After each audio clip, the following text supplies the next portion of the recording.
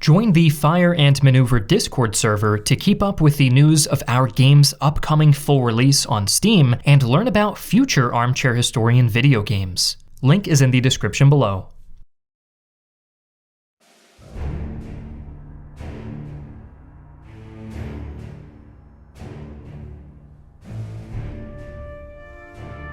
Hi, I'm Griffin Johnson, the Armchair Historian.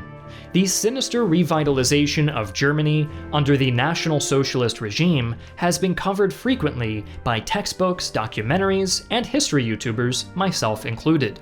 The seeds of Germany's destruction were arguably sown between 1941 and 1942, and in this video, we'll examine the twists of fate and strategic blunders that melted Hitler's metaphorical wings, while at the same time providing some moments of lift that helped blind all to the coming apocalypse. Special thanks to the sponsor of today's video, Raid Shadow Legends. Summon and choose from over 650 unique champions. Customize and equip your team, master countless tactics, and take on millions of players from around the world. This month is Raid's 4th anniversary, and to celebrate, we're gathering 4 of our favorite champions for a dinner party. Kale, our Dark Elf and Attack champion, Grush the Mangler, our HP tank, Lady Kimi, our Magic wielder, and fan favorite Death Knight. This is just one of thousands of unique champion combinations that you can put together to take on Raid's bosses, challenges, and other players. Raid is also celebrating this month with dedicated offers, free gifts, promo codes, events, a brand new fusion event where you can get your hands on an anniversary-themed legendary champion, and a recap video of your stats in Raid. Use my link in the description or scan my QR code to receive epic champion Kellen the Shrike and other useful items to level up and develop your team, all of which will be waiting for you here when you sign up.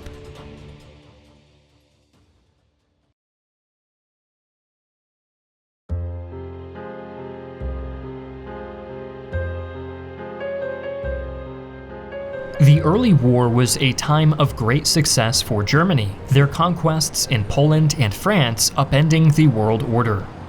Fascists in Italy looked on with envy and trepidation. Mussolini feared being sidelined by Hitler, and thus had thrust his forces into the Battle of France, leading to war with the British Empire.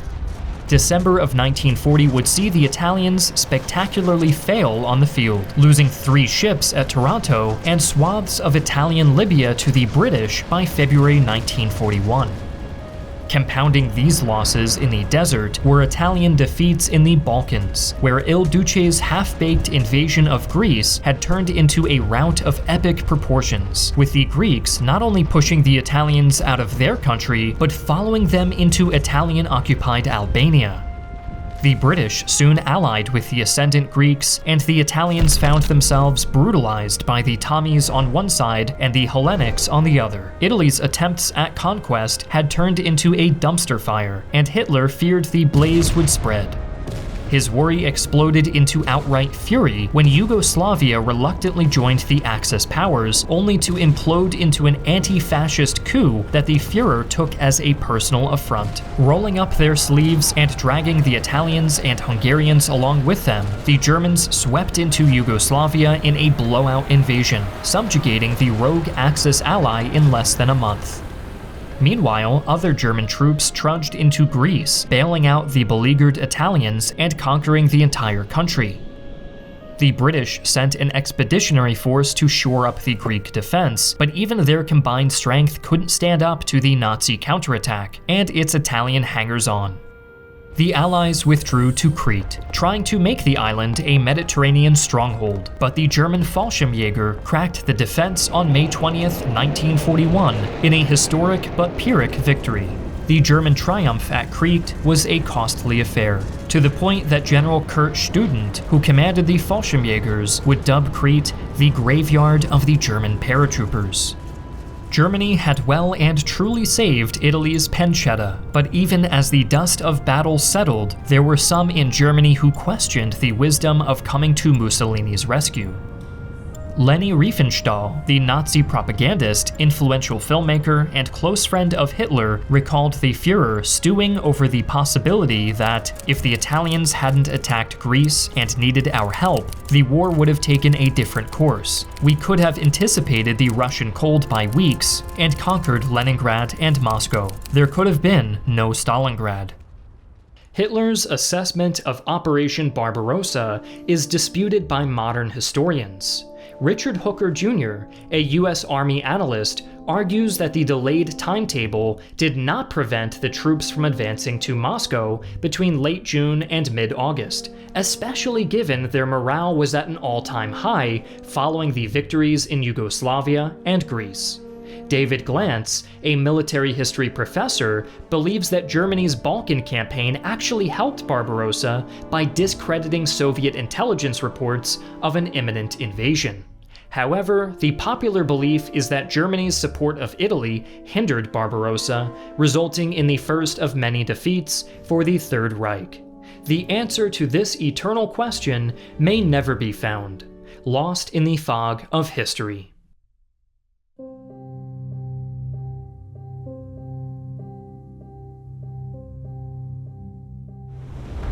Operation Barbarossa initially lived up to its promise. The joint invasion by Nazi Germany and Italy, with support from Romania, Hungary, and Finland, saw the Axis make their typical quick gains and seize much territory, even as Hitler constantly changed their strategic goals.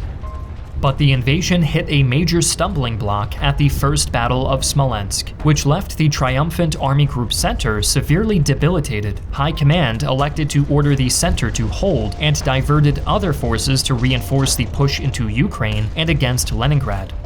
Kiev would soon fall, and the Axis spent the ensuing months fighting their way to victory across the USSR, except for the grinding sieges at Leningrad and Sevastopol. Buoyed by their success, the Axis made a rush for Moscow, only to grind to a halt just outside the capital's suburbs. Burned out from their rapid advance, bloodied by dogged Soviet resistance, and with the Soviets gearing up for a counteroffensive, the Axis could do nothing but wait for the Communists' response, a response that would throw the Germans back from Moscow even as they held onto their other conquests. But as the Germans licked their wounds, a new foe was brought into the war. The bombing of Pearl Harbor saw the United States declare war on the Empire of Japan, and honoring its treaty obligations, Nazi Germany declared war on the US soon thereafter. Germany was well and truly being pushed closer and closer to the edge. Due to the logistical issues, mostly lack of oil, the Germans could only focus on one army group for their 1942 offensive. Hitler and his generals began planning for the next phase of their offensive against the Soviet Union, aiming south with an eye toward seizing the Reds' oil fields. During a planning session, Hitler grimly informed the commanders of Army Group South that, if I do not get the oil of Maikop and Grozny, then I must end this war. Their rush into the USSR had well and truly stretched the Germans thin, and the Nazi summer offensive, including the Battle of Stalingrad, represented a desperate Hail Mary. If the Nazis could capture the Soviet oil fields, they could retain the initiative and grind the hated communists into the dust. But desperation bred underpreparedness, and the soldiers who marched to capture the oil were neither ready for the mountainous terrain nor equipped for winter fighting. The Soviets proved dogged as ever, especially at Stalingrad, leading to the Germans being encircled by a Soviet counterattack that wiped out the 6th Army. Army Group South was ultimately forced back into Ukraine by the Soviets, with the Germans in the Caucasus barely managing an escape. During Operation Barbarossa, failure led to finger-pointing, with General Franz Halder, the Chief of Staff, blaming the diversion of troops to the Ukraine for the inability to capture Moscow. However, Halder's argument neglected the fact that Napoleon was able to occupy Moscow during his own invasion of Russia, and history may have repeated itself had the Wehrmacht reached the city. Even so, this was not a Napoleonic war of conquest, but a war of annihilation. The Soviets had to be exterminated, their land and resources claimed for Nazi Germany. Hitler, in many regards, picked the worst possible fight. he chose to throw his men against a cornered animal with unbelievable reserves of manpower and industrial capacity, and his men were mauled.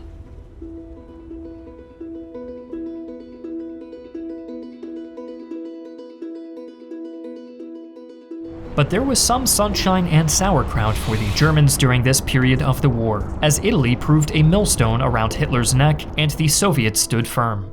The Kriegsmarine was experiencing another huge period of success, which German submariners dubbed the Second Happy Time. This period saw wolf packs prowl the Atlantic and feed on American shipping with impunity. U-boats sailed from the coast of France all the way to the Caribbean. America's official entry into the war did little to help, as the US Navy, still shaking off its mothballs following years of complacency, was totally unprepared for the Kriegsmarine, and cargo ships were sent out with woefully inadequate escorts that could do little in the face of a ravening wolf pack. Ironically, it was far safer to go it alone during the Happy Time, as single ships were far less attractive targets. It was not just American ships that the Germans were busily preying upon from 1941 to 42. As they racked up their mixed record on enemies without, the Nazis made moves against who they saw as enemies within. Hitler had come to power on a wave of anti-Semitism and pseudo-scientific racism. One of the crucial war aims of his unprovoked attacks was the creation of Lebensraum, new territories cleared out of Untermenschen that his Aryan supermen could live in, make fertile, and fill with their offspring. But Lebensraum also had to be made within Germany's borders, and on top of Hitler's list of undesirables were the Jewish population. Anti-Semitic laws had been made on the books for some time, but it was here that the Holocaust went from a political goal of displacement to a national effort of industrial slaughter. The Nazis busied themselves with cramming Jews into ghettos, the largest of which in Warsaw piled almost 500,000 Jews, a full third of Warsaw's population, into less than 3% of the city's area. But this imprisonment was not enough for the Nazis, and at the Wannsee Conference in early 1942, the die was cast for extermination. SS death squads followed Barbarossa, shooting Jews and other Untermenschen, or else outsourcing the cruelty to Soviet citizens eager to show their fealty to their new overlords, or engage in some simple but murderous banditry. Extermination camps were planned and built, furnaces fueled by the bodies of the murdered. The Nazis were careful to document and preserve innumerable pieces of evidence of what they'd done, confident that theirs was the beginning of a new world order, and their descendants would gratefully and gleefully watch how Hitler's Germany had purified the world. But it was this record that would see the Nazis at Nuremberg hoisted by their own petards. But that is for another video. 1941 and 1942 were days of triumph, frustration, and blood for Nazi Germany. As Italy dragged them into the Greek, Balkan, and African mires, the Soviets proved remarkably unwilling to let the Nazis steamroll them, and American convoys proved tempting targets, the foundations of Hitler's downfall were steadily being laid. The offensives in Russia sapped men and materiel, ultimately not meeting their objectives before the Soviets could push the Germans out. News of their atrocities would also spread, inspiring some Jews to resist, and the Nazis' meticulous records would soon prove their undoing. These were the last good years for Hitler's Germany, a final gasp of conquest and glory.